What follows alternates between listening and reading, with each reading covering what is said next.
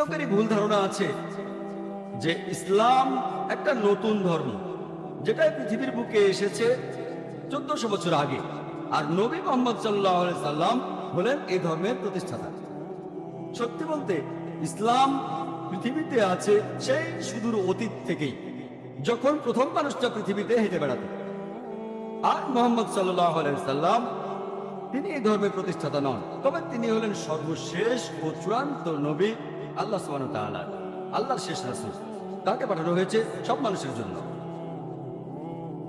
আমাদের পবিত্র কোরআন বলছে, সূরা ফাতিরের 24 নম্বর আয়াতে উল্লেখ করা হয়েছে, ওয়া ইম মিন উম্মাতিন ইল্লা খালা ফিহা নাযীর, এমন কোন সম্প্রদায় নেই যেখানে আমি সতর্ককারী পাঠাইনি। পবিত্র কোরআনের সূরা রদের 7 নম্বর আয়াতে উল্লেখ করা হয়েছে, ওয়া কুল্লি কওমিন হাদ, প্রত্যেক সম্প্রদায়ের জন্য আমি পথপ্রদর্শক পাঠিয়েছি। নাম ধরে পবিত্র কোরআনে আল্লাহ তাআলার 25 জন নবীর নাম আছে।